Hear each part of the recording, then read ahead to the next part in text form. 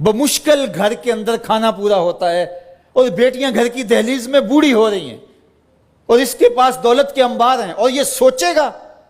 اللہ فرماتا ہے یہاں بغیر سوچنے کے چھلانگ لگانی پڑے گی، یہاں نفع نقصان نہیں دیکھنا پڑے گا، یہاں کساد بازاری کا نہیں سوچنا پڑے گا۔ فَلَقْتَحَمَ الْعَقَبَةَ، یہ بغیر سوچے سمجھے کودا کیوں نہیں ہے، یہ مشکل گھاٹی چڑھا کیوں نہیں ہے؟ وَمَا أَدْرَاكَ مَا الْعَقَبَةُ، یہ جانتا ہے کہ مشکل گھاٹی کیا ہے؟ فَكُّ رَقَبَةٍ، کسی پھنسے ہوئے کی گردن کو چھڑانا ہے، کسی مشکل میں پھنسے ہوئے لوگوں کی مدد کرنا ہے۔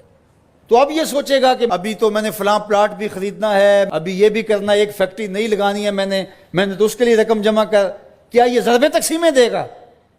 کہا اگر اسلام کا نور سینے میں اترا ہوا ہے تو اپنے بھائی کی مصیبت کو دیکھ لے گا جب، اور وہ جانتا ہے یہ واقعی پھنسا ہوا ہے، تو پھر اس گھاٹی میں چھلانگ لگاتے ہوئے وہ دائیں بائیں نہیں دیکھے گا، وہ فوراً چڑھ دوڑے گا اور فوراً فیصلہ کرے گا تاکہ دکھی کو مصیبت سے نکال سکے۔ فَكُّ رَقَبَةٍ، کسی پھنسے ہوئے کی گردن کو چھڑانا ہے، کسی مشکل میں پھنسے ہوئے لوگوں کی مدد کرنا ہے۔ او اطعام فی یوم ذی مسغبہ، یا بھوک کے دن کھانا کھلانا ہے۔ لاک ڈاؤن لگ گیا، لوگ ترس گئے، فاقے آ گئے، گھر میں بہت پڑا ہوا ہے، تو یہ سوچا جائے گا کہ میں نے تو 3 سال کے لیے رکھا ہے اور یہ بندہ ریڑیاں رگڑ کے مر رہا ہے، اگر میں اس کو دے دیا تو 3 سال کے بعد تو میرے پاس کچھ نہیں ہوگا۔ یہ بات سوچنے کی نہیں تھی کہ 3 سال بعد میرے پاس کیا ہوگا۔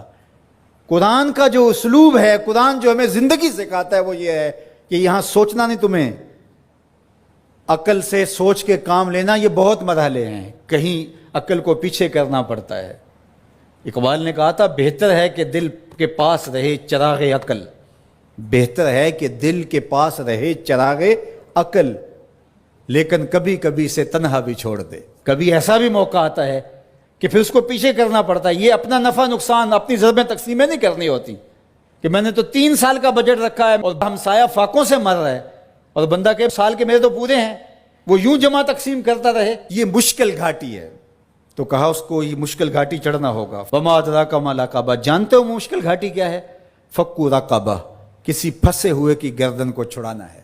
او اطعام فی یوم ذی مسغبہ، بھوک کے دن کسی کو کھانا کھلانا ہے۔ یتیمن ذا مقربہ، کسی قریبی یتیم کی مدد کرنا ہے۔ او مسکینن ذا متربہ، یا خاک نشین مسکین کی مدد کرنا ہے۔ یہاں جو لفظ قرآن نے استعمال کیا نا، یتیمن ذا مقربہ، قریبی یتیم، تو کیا اس کا مفہوم یہ نکلتا ہے کہ جو دور کا یتیم ہے اس کی مدد نہیں کرنی؟ نہیں، بلکہ علماء تفسیر نے یہاں نقطہ بیان کیا کہ بندہ دور پار کے یتیموں اور غریبوں کی مدد کرتا ہے اور ان کی تصویریں بھی کھنچوا لیتا ہے دور موجود میں، اور داد بھی لے لیتا ہے اور سخی بن کے سامنے آ جاتا ہے، لیکن یتیم خاندان کے اندر ہو تو ان کی مدد کر کے بندہ نمائش نہیں کر سکتا کہ میں نے اپنے بھتیجے بھانجے کے ساتھ یہ کیا ہے۔ جو بندہ نفس کا غلام بن جاتا ہے اس کے لیے مشکل ہو جاتا ہے۔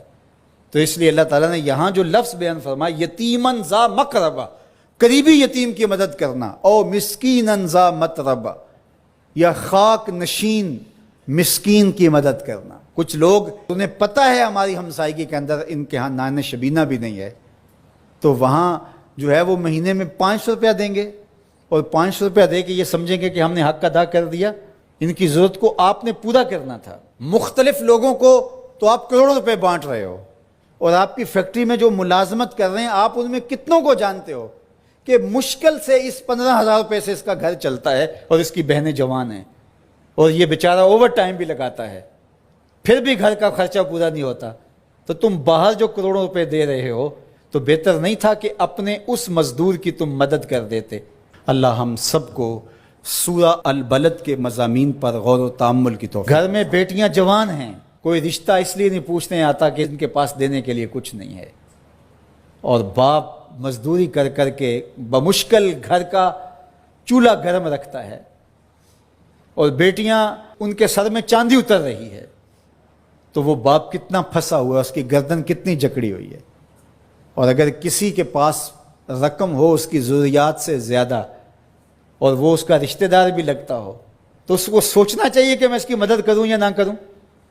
اس کو کیلکولیٹر لے کے حساب کرنا چاہیے کہ یہ میرا بھائی ہے، یہ میرا بھانجا ہے، یہ میرا بھتیجا ہے، یہ میرے چچا کا بیٹا ہے، یہ میری پھوپھی کا بیٹا ہے، یہ پھنسا ہے، اس کی بیٹیاں جوان ہیں، کوئی وسیلہ ہی نہیں ہے۔